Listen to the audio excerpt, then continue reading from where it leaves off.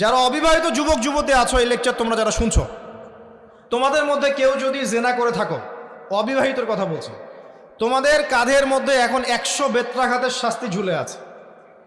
সূরা নূরের 1 থেকে 3 নম্বর আয়াত পড়ে দেখবে, অবিবাহিত যুবক যুবতী যদি জেনা করে তাদের শাস্তি হচ্ছে 100 বেত্রাঘাত, তাও জনসমক্ষে, এবং এক বছরের জন্য নির্বাসন।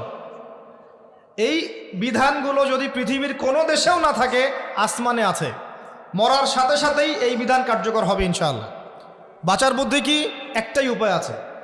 এই লেকচার কানে চলে গেছে, অজু করবে, অজু করে খালেসভাবে রাতের শেষ রাতে জায়নামাজ বিছাবে, জায়নামাজ বিছিয়ে আল্লাহর সামনে দাঁড়িয়ে 2 রাকাত নামাজ পড়বে, পড়ে নিজের পাপের কথা স্মরণ করে চোখ দিয়ে দরদর করে পানি ফেলে দিবে, আল্লাহকে সেজদায় গিয়ে বলবে, আল্লাহ আমি জেনা করেছি, আমাকে মাফ করে দাও।